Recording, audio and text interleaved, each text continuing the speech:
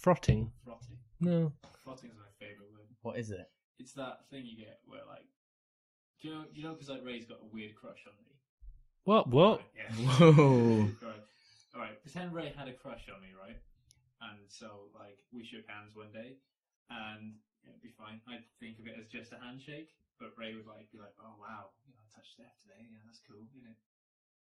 My senpai. That's I'd never wash again. There's actually a word for that feeling, or like, like there's a girl you got a crush on, and like you sort of hug, and you're like, "Oh wow, yeah, got a hug."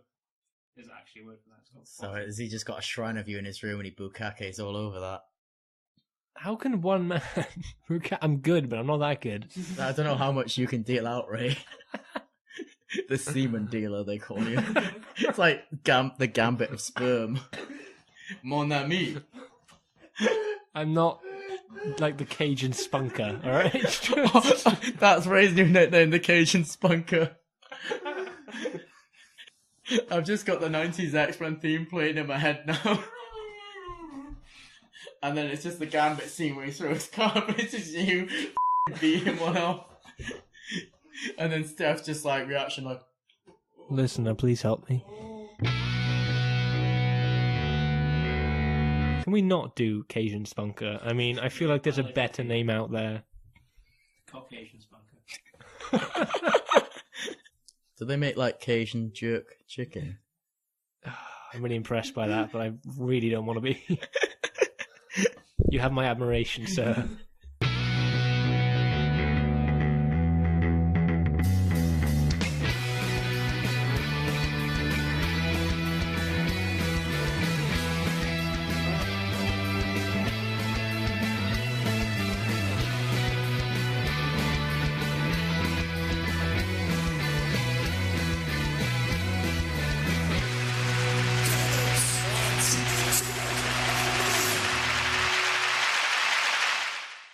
Hello, ladies and gentlemen, and welcome to episode 9 of the Tables, Lads and Chairs podcast.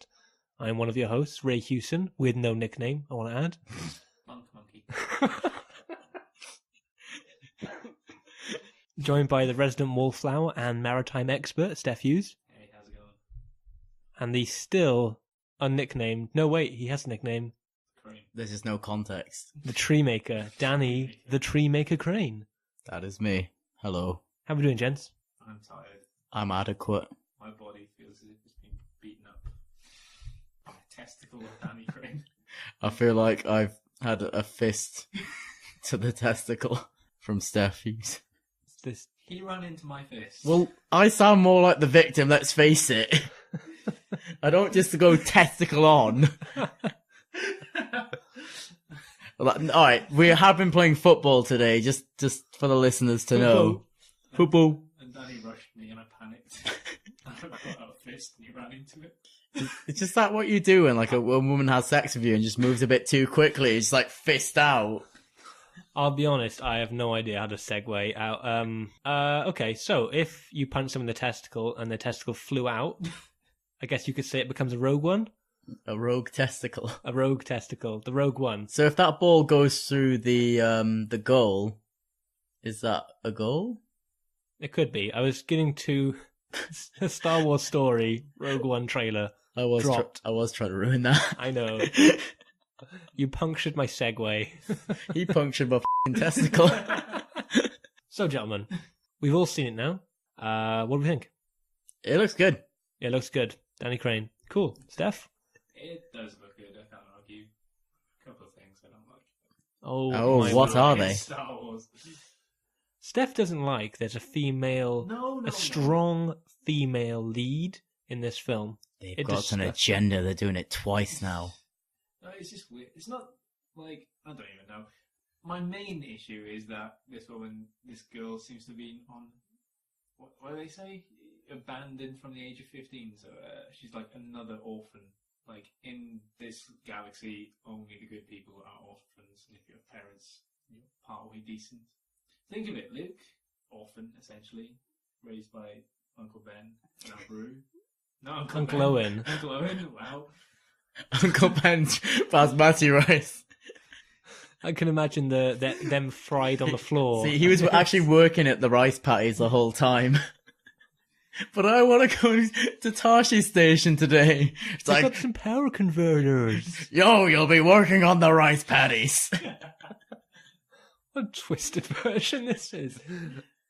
But yeah, so there's Luke, there's Anakin, we've discussed his birth before, but anyway, Shmi dies and he becomes an orphan. Shmi's such a hilarious name. That's what Captain Hook. Yeah. Peter Pan, Shmi. Bob Hoskins, isn't it? Yeah, it is. Yeah. What's it? Rey, obviously. Hello? Well, she's not an orphan, but yeah, we don't really know her parentage and the story behind that yet. You know, it's like everyone in this galaxy can only come from a broken home of sorts. Can no one just have like a normal family upbringing? It's called Batman syndrome. That's my main issue with this anyway. I think- Other than that, it looks really good. I think that's more a statement of the universe they're in. There aren't sort of completely civilized areas, especially after Coruscant, whatever the hell that planet was, got destroyed in episode 7. That was wiped out. Yeah. Well, did they establish which planet it was? They just No. said that's where The Republic. The Republic, yeah. Which was messed up. There was like 4 planets as well, and they just wiped them all out. And one of the people who was on those planets did actually have a scene cut where she had a bigger role. She was like staring at the beam of light coming towards them. Just sounds like Hiroshima and Nagasaki. They're just looking up at the white light and it's like, ooh. I went there. You went there. I think it's... I feel no, that might have been the imagery they were aiming for though, if that was cut. Oh, no. She had a scene where she was meeting with, I think it was Leia. Oh yeah. It was actually like a scene she was off planet, I think. Oh, and then she's on the planet when it happens. Yeah, that it makes gives sense. it more gravity because you don't care about those people because you've never seen them before. And the actress is not a huge actress, but she's been in things before. She's been in a few TV dramas, so it made sense for her to have a bigger role, and to just be that small part is ridiculous. It became a cameo, almost like Daniel Craig. It was just offbeat. Oh Weird. yeah. So you be honest, until you mentioned that, I completely forgot about those planets getting destroyed. That's what I mean. That's meant to be huge. That's Yeah. billions of people dying. Yeah, at least when they blew up Alderaan, that's like Leia's home planet. There's a bit more significance to that in the original trilogy, but at the same time, it may be at least good ongoing storytelling when you think about it, because like if that's the Republic and that's gone now, wiped out, you've got a galaxy effectively in pandemonium. So that there might have been a reason for that, even if it wasn't necessarily the strongest scene. It's lasting implications. Can't these planets govern themselves? They need a massive galaxy democracy. No, but I suppose it's anything. It's like the associations we have today, like the European Union, NATO, and all that. Like, obviously we're all teamed up, but if you take away like the one body that governs us all, there's a bit more. It's a bit more disjointed. There's not as much unity or cooperation. Rogue One, we saw AT-ATs. We saw those robots, the really small ones, which trot along, which I forgot the name of. With ones with 2 legs. Crawlers. Crawl. They do crawl. And I thought it was a great trailer. It is very good, very interesting. Spoiled very little. I mean, we knew what Yeah. the main story was, but it spoiled nothing new, really. No big reveals. Yeah. I'd like to see it a bit more from the rest of the cast in the next trailer, because it's not really. Again, it is a teaser trailer, so I'm actually looking forward to seeing what the rest of the cast have to offer. Do you think they're playing on the female lead a bit too much? Because it's meant to be an ensemble cast. It'd likely be an ensemble cast led by the female, because let's face it, because we know the result of what their mission happens, so a lot of those guys are going to die. Well, Mads Mikkelsen's in that film. Yeah, he's not been revealed yet. Apparently he's like a scientisty character, which is weird, because you'd expect him to be some badass in the Empire. Makes Weird sense. one. Weird one. Do we know if Admiral Akbar's in this film? Oh, he's got to Because be. He died last week, didn't he? Oh, the actor who played him. Admiral Yeah. Akbar, of course. But Admiral Akbar is a massive part of the actual the Death Star's destruction. Well, the Bothans were part of the whole Death Star plans, but I didn't see a single one. Bothans originally in the extended universe, like they're referenced by Mon Mothma. She says many Bothans died getting this plan. Are they the fish people? No, Bothans, again, extended universe, so maybe not true anymore. They're hairy all over, white hair, and red eyes, and they're very sneaky and stealthy and political, the way they do things. I'd imagine with a lot of the extended universe stuff, they might cherry pick a few aspects, but never take anything too big. Oh, and What's this? I have some words in my ear. They're telling me things are happening. There was some news. And now we'll go to our news van. The news! My fax machine's back. A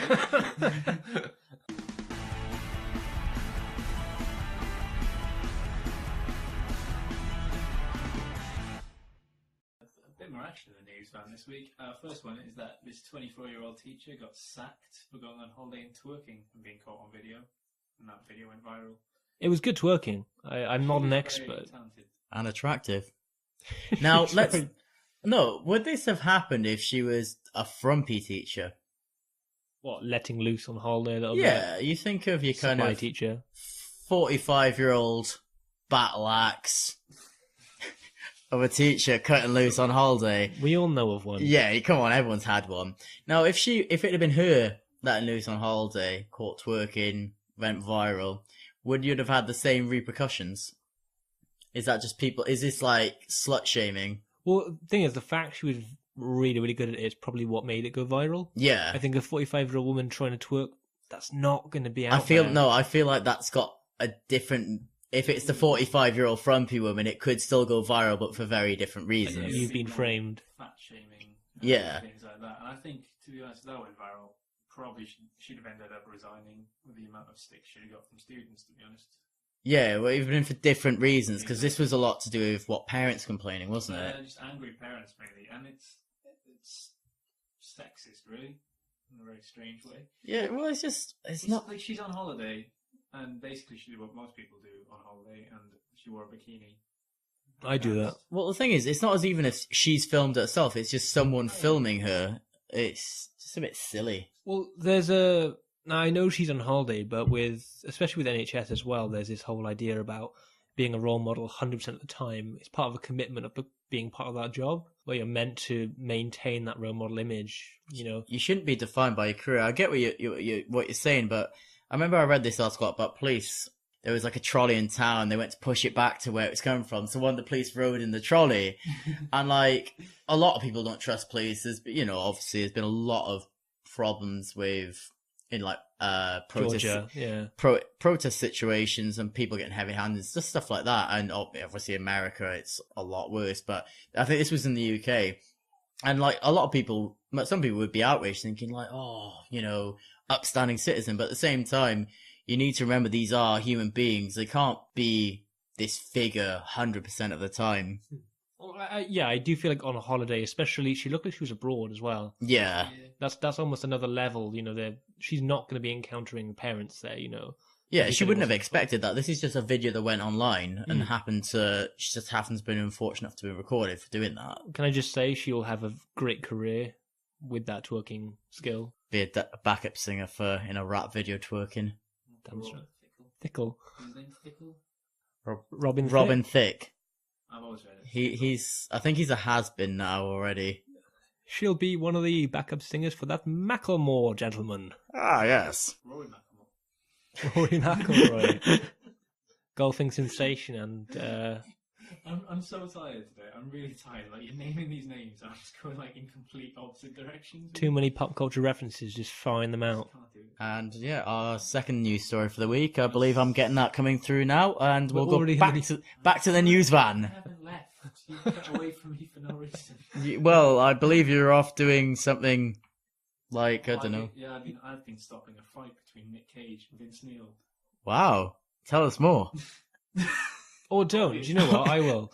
The suspense is killing me. Motley Crue, Nicolas Cage, films various, mano a mano.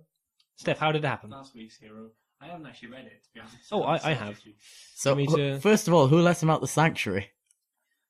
This was just before he went in, I think. Oh, okay, yeah. Caught him and leashed him up. I see. It happens with Big Brother as well. When a celebrity goes in, that's when their publisher or their agent will promote these stories.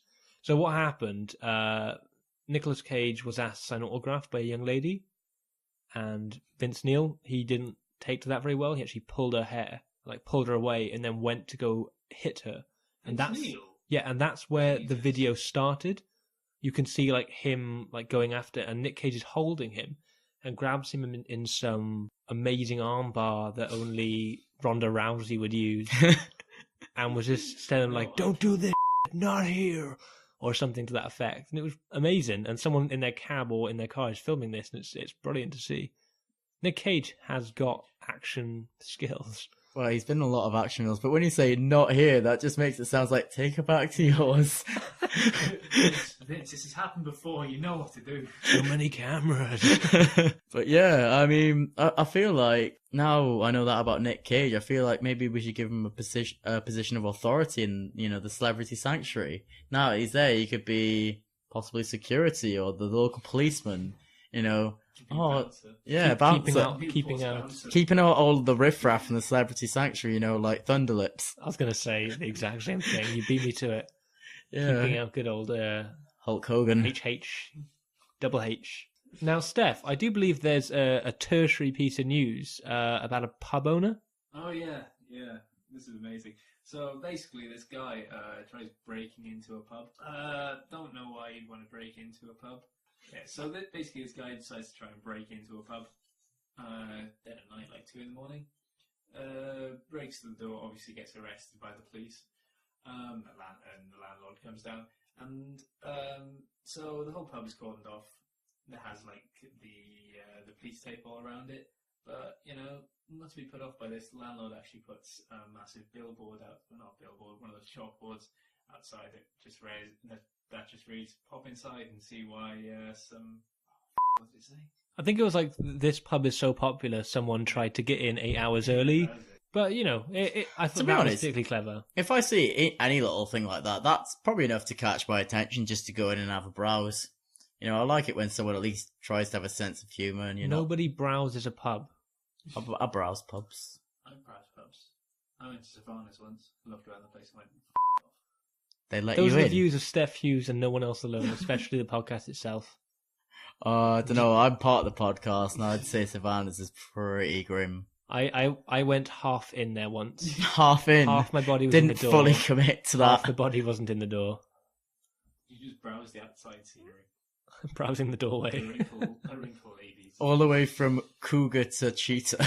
Yeah, I don't understand how cheetah's the oldest. Like, they're the fastest and the what you'd assume is the fittest cats. Like, surely, like, when you get into, like, 70, it's, that's the domestic house cat. You know, just the fat old cat you've had for years. It's very pleasant. You know, you like having around. Like Postman Pat's cat. Jesse.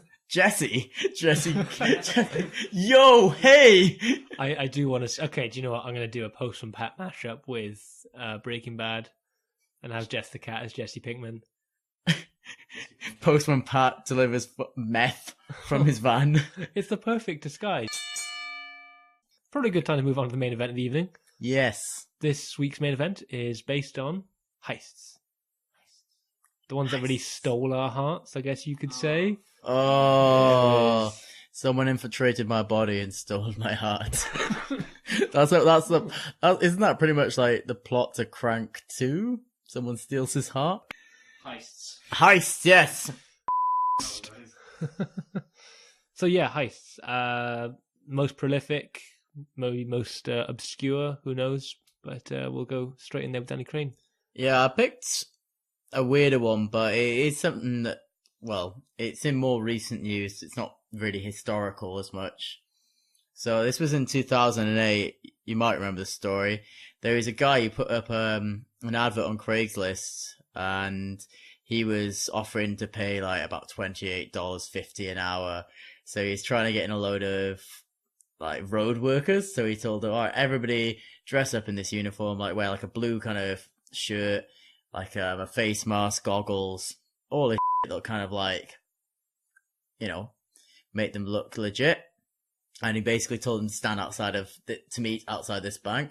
So there was about a dozen people standing out there just waiting for something to happen. And he turns up with them, and they're the distraction. So he's standing there with them, and eventually shortly after, this armored car turns up. And in this massive group of people, he's able to go up, pepper spray one of the guys on the armored car, grab a bag and run off.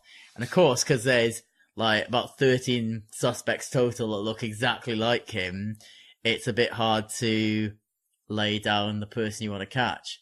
And eventually he got down to a river and he jumped in a rubber ring and made a very slow getaway to what people would assume is liaise with like some kind of speedboat. You wouldn't have thought he'd have made the whole getaway on a rubber ring, but the rubber ring's almost inconspicuous as well. Like, it's just a guy in the river in a rubber ring. You don't really kind of look for that. You like look for a guy that's bombing off maybe in a car and it's such a bizarre one because it's kind of brilliant but simple. And well, from what I read, I don't think he's actually been caught. He might have been, but I couldn't find any proof that he'd been caught. No one ever suspects the dinghy. Yeah.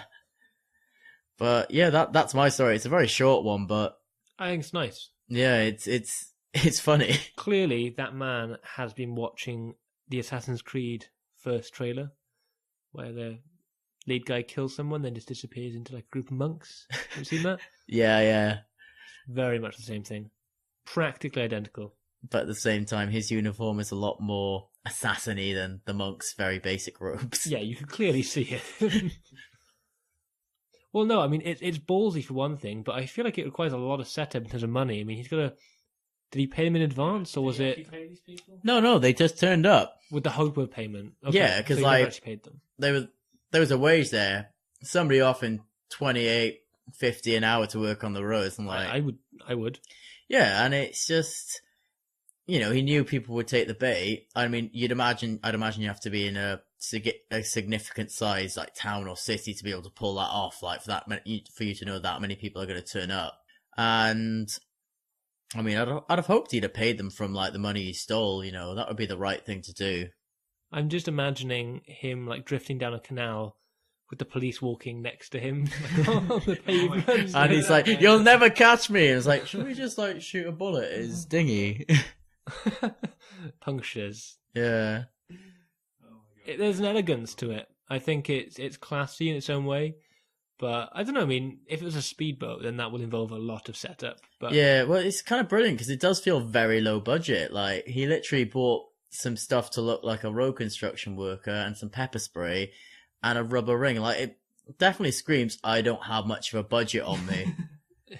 It seems like the start to a GTA heist. Imagination, but no money. Help me. And yeah, when you just think of heists in film, they're always overly complicated. Quite cool, but like so many things have to kind of fall into place for it to be perfect. Whereas like you think of like the Joker's heist at the start of The Dark Knight, when all these things have to happen in the perfect way. People killing people off, they've all got their the clown masks on.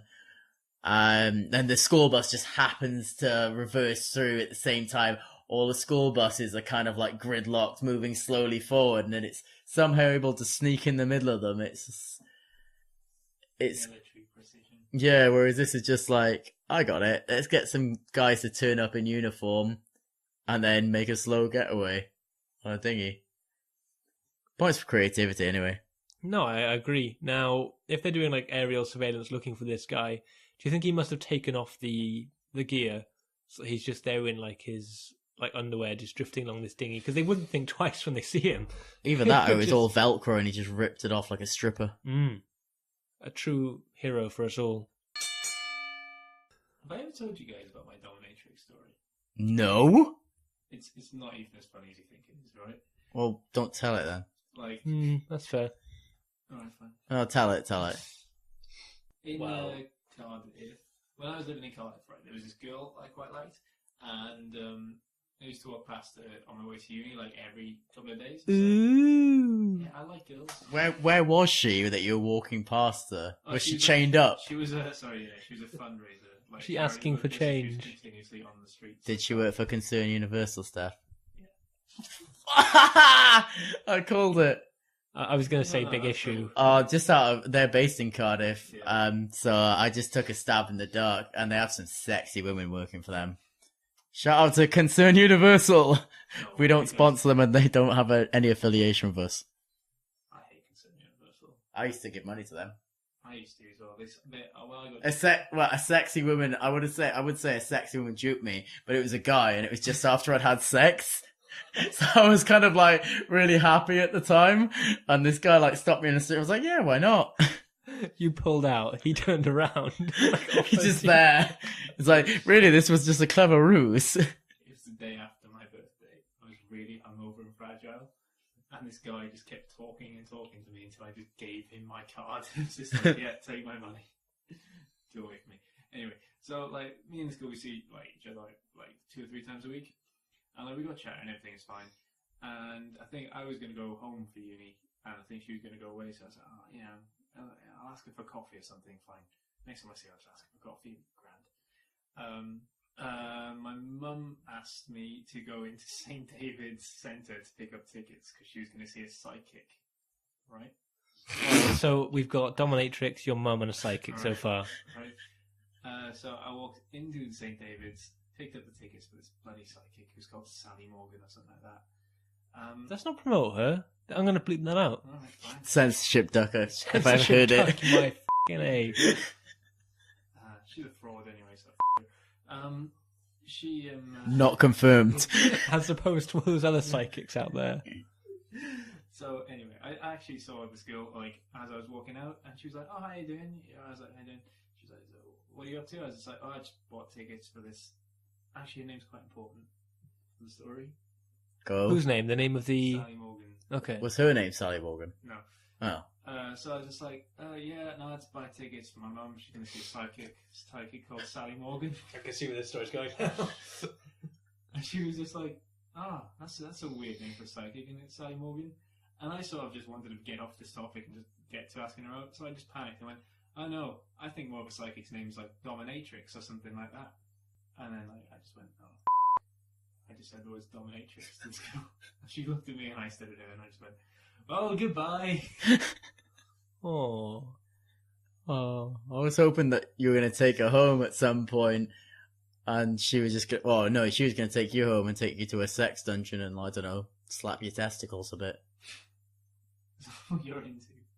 Well, You obviously built up you gave me a taste for it. You've obviously built up a tolerance for something. I was able to make a bit of a sprint after, I know.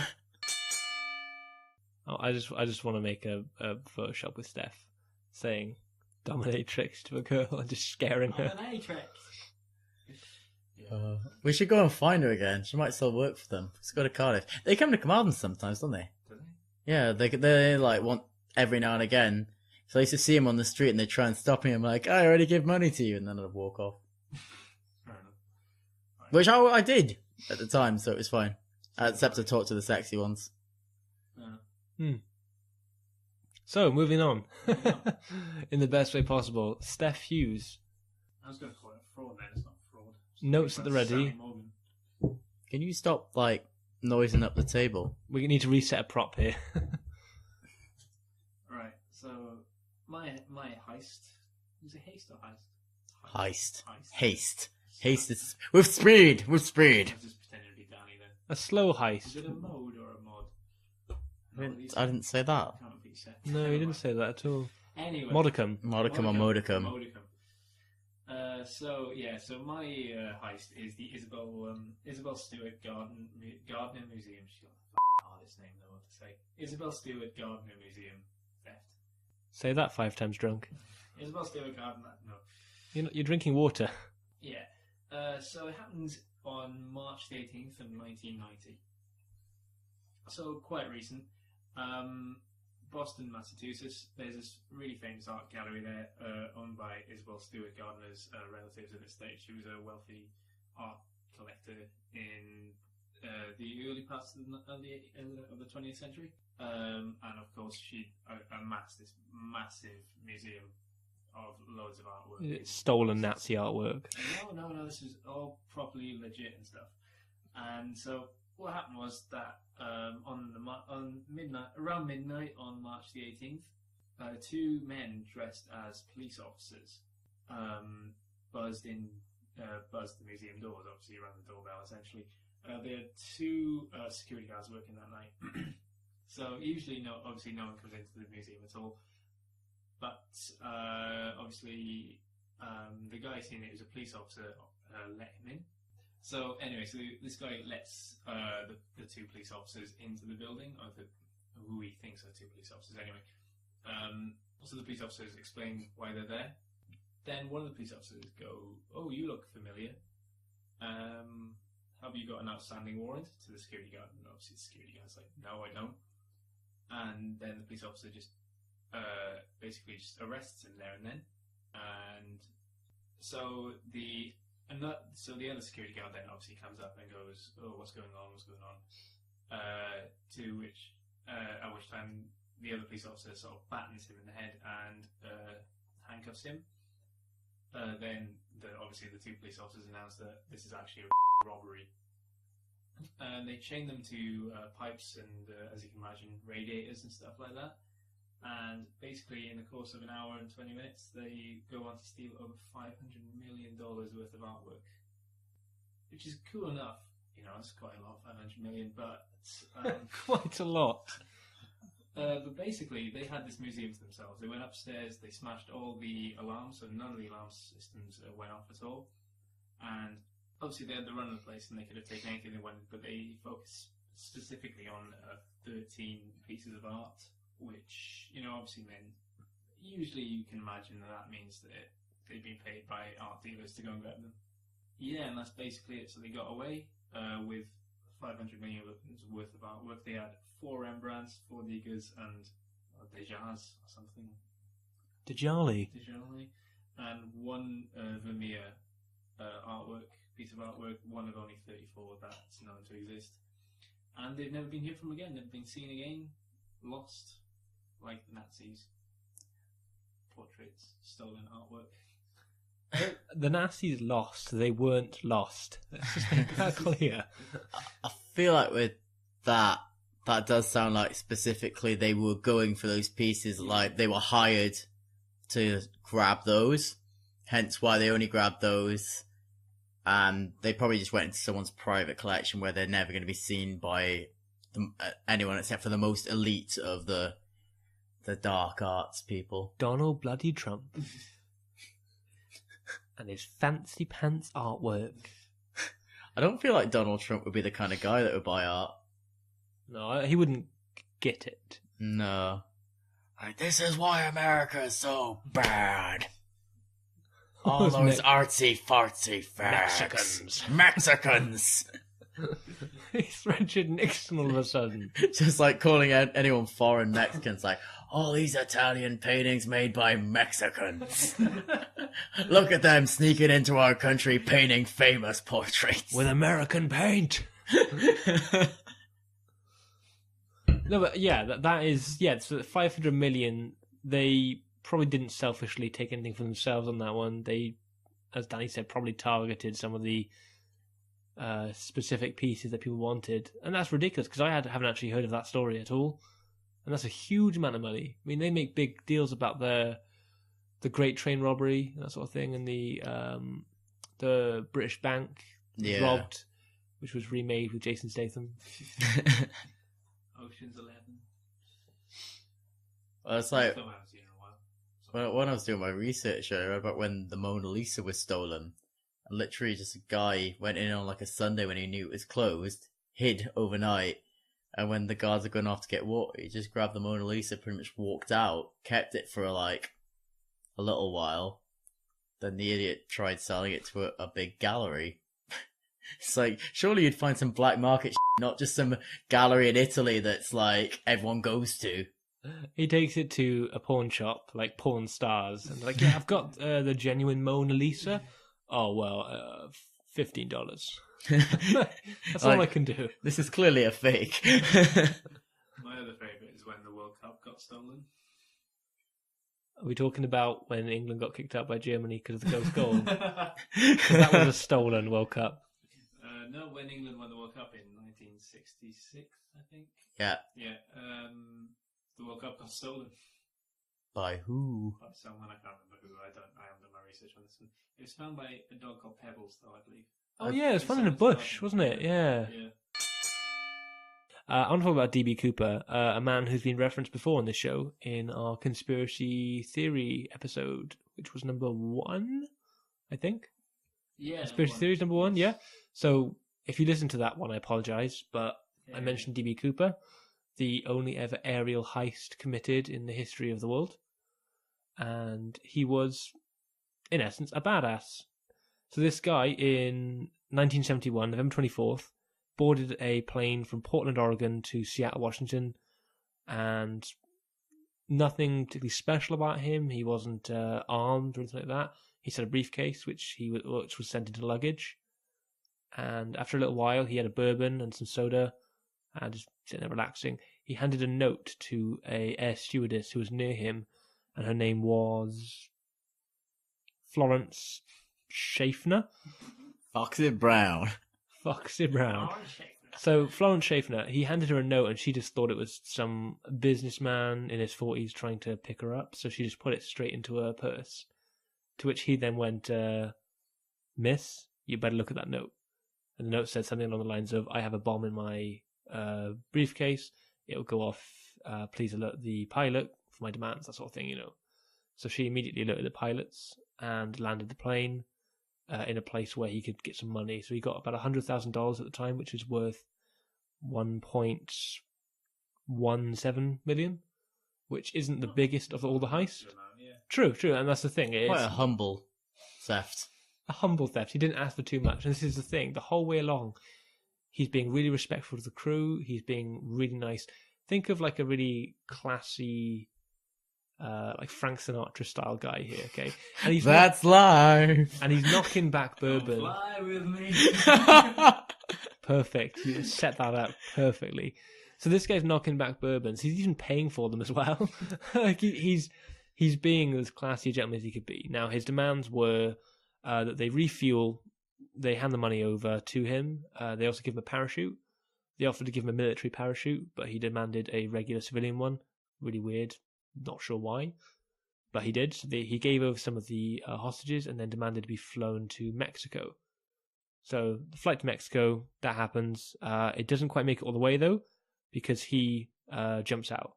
But they never actually see him jump out. They just notice the air pressure change because the aft door was open and he jumped out.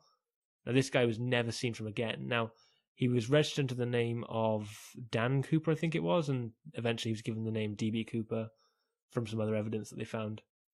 Steff nodding along. Yeah, what's that about?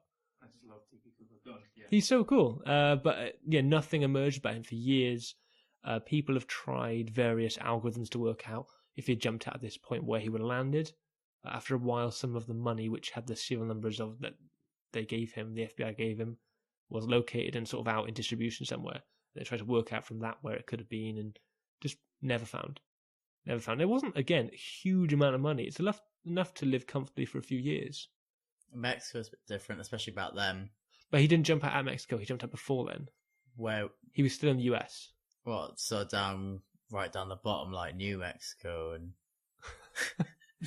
Very imaginative. Just lands on the border itself. But yeah, this guy,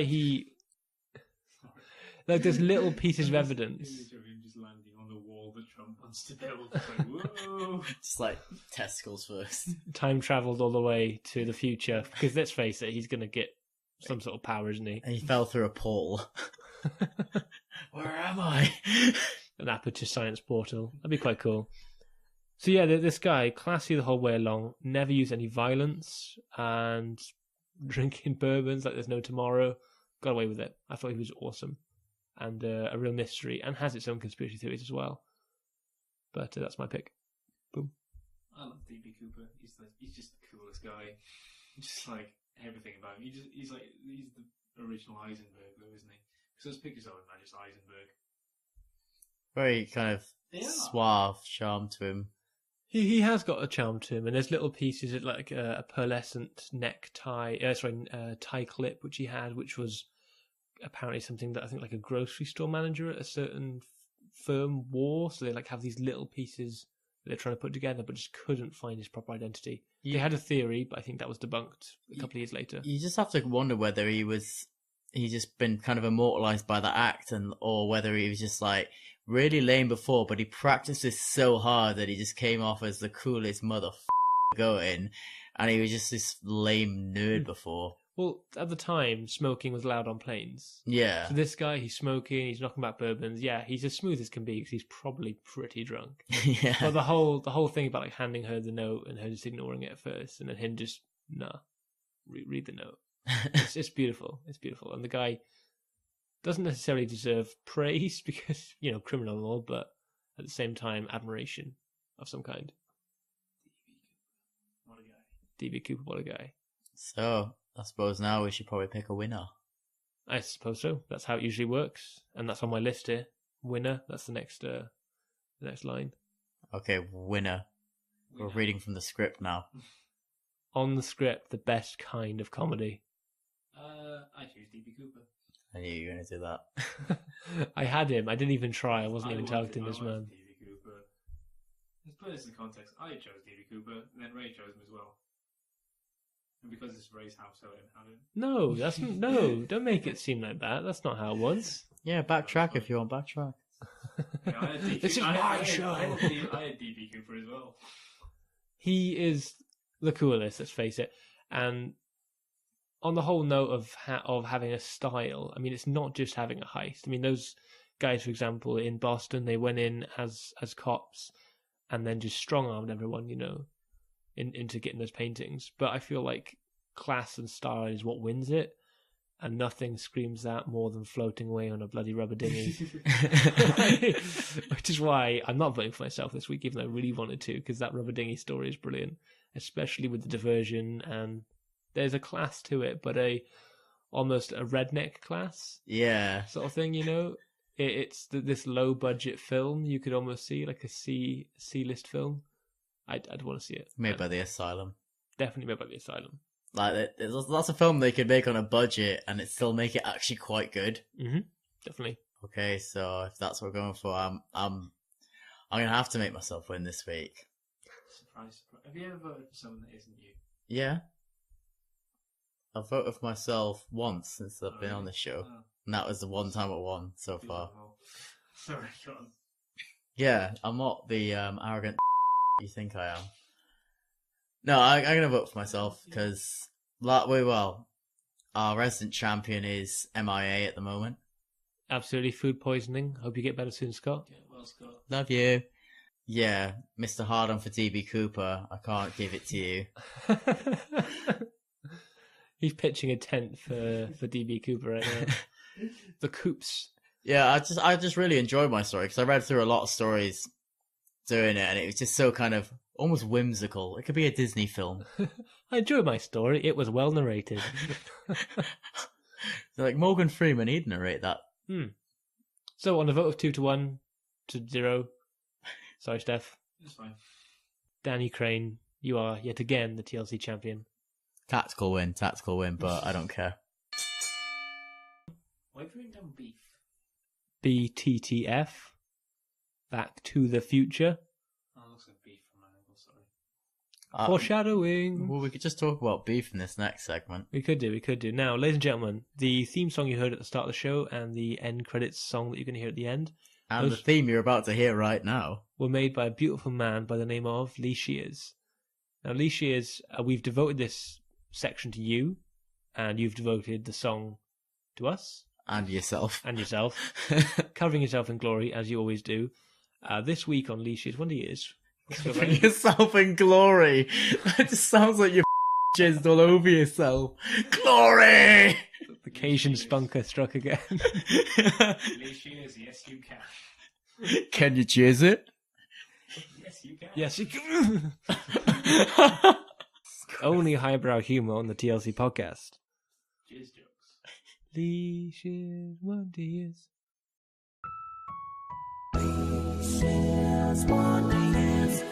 So, Lee Shears Wonder Years, for those who didn't know, we take a film from now or the past, and we rejig it, move it into a different decade, recast it, and talk about how it would have gone. Is that fair to say? Yeah, boy. So this week, what have we chosen, you guys? Two. The Future. Boy. Didn't really make sense because there's only three of us. Back to the Future. Back to the Future, absolutely right. Time traveling, really good film. And one of the few classic films that's not being remade because the creator owns all the rights to it. So. It's smart. So let's say this fine gentleman released the rights to it, probably gave it to Universal, told them, make a good film, do it right. Or even this was the first time this film was happening. Time travel. Time travel. Magnets. So, we have a cast in place. We should probably go straight in. Biff. Well, we talked about this before. We've actually decided a bit more structure to this week. To honour Alicia's. Yeah. So, yeah, Biff, we thought Channing Tatum. He's kind of got that physicality about him. He can kind of play that kind of dopey character that's physically threatening. Mm-hmm. Seems like the closest approximation. Yeah, no, I think the polarising one was Doc Brown. So I decided I wanted Christopher Walken in this role. Perfect, okay. He does madness. And Steff threw a curveball.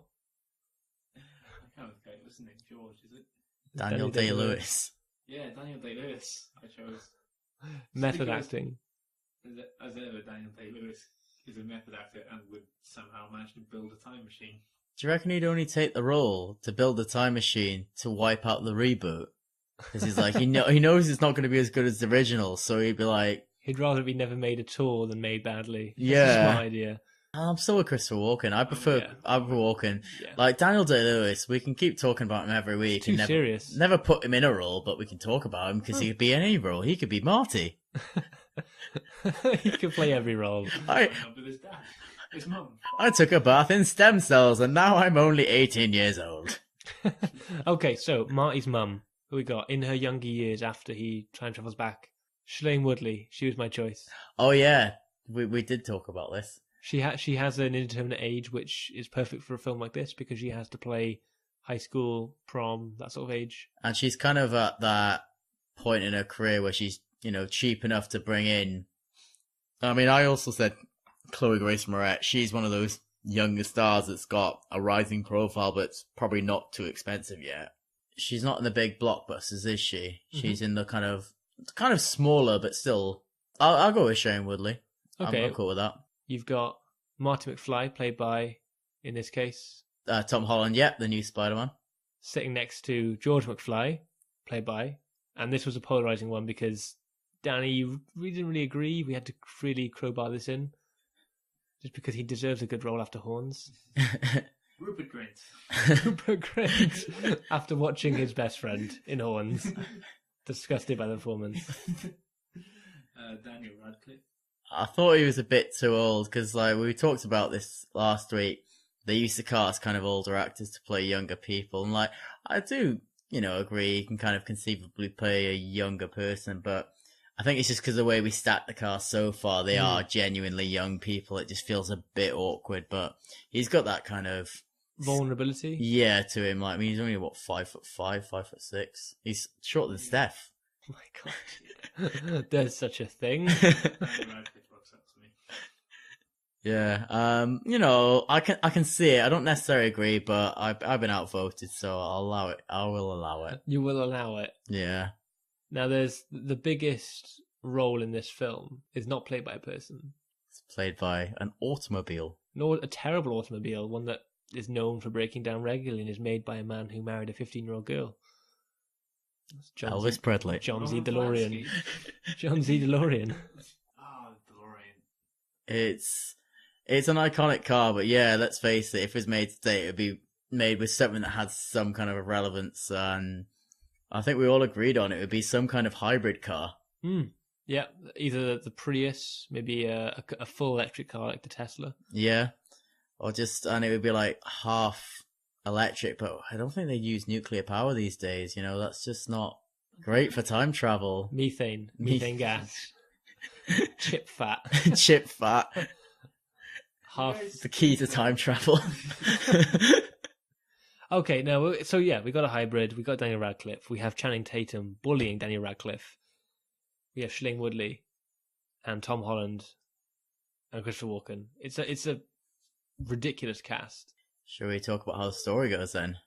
The story, yeah, okay. So it has to be shot differently, doesn't it? Yeah, it's not going to be the same. I mean, you mentioned earlier, Ray, that the sexual tension would be played a lot more awkward than it was. It's something that's touched upon a bit, but the romantic aspect would probably be a much bigger part of the film. It'd be horrible. I mean, I'm seeing I feel like the science behind it, the flux capacitor and all of that, Oh, that's gone. that would be pushed to one side. That would be a side part of the film. It would be more about the characters. It'd be more about the emotions and the links between the characters. A Juno style Yeah. drama sort of thing. I just don't. Do you reckon it might have been like a father paradox where he fathers himself, maybe? What, like in Futurama? Yeah, like maybe it wouldn't have been in the 50s, if you know what I mean, because like it's current times and parents be a bit young, maybe a bit younger in the present day. Do you reckon there's like they might have actually gone a bit risque and he fathers himself? That's really up. Yeah, maybe. I mean, it might be a smaller indie production. That's the thing. Like, would a film like that sell today? And that's the thing. If it's going to be a kind of Sundance film. I hate to admit, but you're right about it. Yeah. It would work because obviously, if he fathered himself, he wouldn't be around in the future. I feel like he would realise that he's starting to fade, and he knew what he'd have to do. Almost like Hot Tub Time Machine when Oh my god, the bald guy bangs that chubby guy with the glasses mum. To make him. Yeah, to make him whole. oh my I god. feel, is it Hot Tub Time Machine? Is that the pretty much- modern? I hate. Oh wow. That's a revelation. No. Mm. Well, Hot Tub Time Machine is a group of B actors together in a. Yeah, and like to be fair, I actually enjoyed the first one. I thought it would be terrible, but it was it was enjoyable. Not amazing, but it was enjoyable. I don't know. The film, I feel like, would not do well. It'd be a cult classic, possibly. Yeah, it would be either maybe Scott Pilgrim-esque. It had a bit of buzz among a certain crowd, but not enough to really carry it on and then develop cult classic. So it'd have had that mainstream release and just failed, or it'd have been your Sundance film, kind of like very small budget. Do you think it could get by with a very distinct visual effect? The way that Scott Pilgrim did, it was. Yeah, like that's the thing. Like stuff looked cartoony at times, but it worked in context to the story in the film. And I mean, I think you could play that with Back to the Future. And that ends Leisure 20 years. Thank you, Lee. Thank you, Lee. Thank you, Lee. Oh, guys, do we have any plugs this week? We have a Facebook page. Come to our Facebook page. Like us, Please. share us, leave messages, stalk Danny, whatever you like. And Mainly stalk Danny. mainly Stock Danny. We didn't mention Celebrity Sanctuary today. Celebrity Sanctuary today. But it's definitely still with us in spirit. There is a Facebook page. If you'd like to follow them, Celebrity Sanctuary, you can see all the updates of how they're getting along, Nicolas Cage and Ethan Hawke.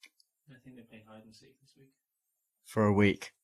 For the whole week. They're playing hide and seek. Winner gets to be Park Ranger. Ethan Hawke, he's very good at hiding. We also are on iTunes now. If that's your jam, you know, you can hear us on the go without having to use your data. So, Well, the analytics say that we've got quite a high amount of listens via iTunes, which is pretty cool. Pretty damn cool. yeah. So give us a review on there. Give us a rating. Hopefully 5 stars. Hopefully not 1 star. And also, feedback. Something you want, something you don't want. We've had some feedback already. I do believe it was along the lines of more Helen Keller, please. We've taken that on board. We have plans in place. You'll see them come to fruition in the next few months. Sometime in June. Possibly in late June. Well, thank you for sticking with us through that whole show. I've been one of your hosts, Ray Hewson, joined by... Danny Craine. I have to say my own name, do I? We always do this. Do we? Steff. Say bye, Steph. Goodbye, Steff. And close to the mic. Goodbye, Steff. Goodbye, Steph. Oh, And that's a wrap.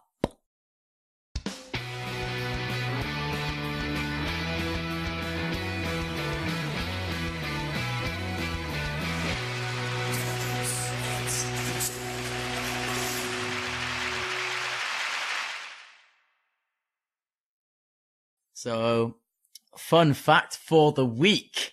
In another post-credit scene, this is becoming a recurring topic. And I'm loving it. Fun for editing. Yeah, so apparently, when ducks quack, there's no echo. And scientists don't understand it. This is a well-known fact. Well, I say fact. It's been on Mythbusters and everything. yeah. Wow, well known, it's on Mythbusters. You, Danny. So to all our listeners, have you watched Mythbusters? We'll do a poll maybe. But we can do polls on our Facebook group. I think, all right, yeah. But please explain how Mythbusters. What did they turn up? Tell me the result. I do believe it's confirmed. Did they drop a duck down the bottom of the well? That sounds cruel. More scientific than that. They would have to drop 50 ducks down different wells. Then 50 more ducks. And then they'd put it in their a base, computer right? and analyze it with science. Perfect. Thank you, Danny. Do you know, like, the expression "on the rocks" means like, whiskey with like ice in it? I know a guy once who went into McDonald's and went, "Yeah, can I have a cheeseburger on the rocks?" Because he thought "on the rocks" meant quickly. Oh, wow. Where was this? McDonald's. In Swansea? Did they throw it out onto that like rock formation out in the park in front of it? I just imagine them putting it in like one of those cups they put the drinks in. They stuff the burger in and put some ice on it.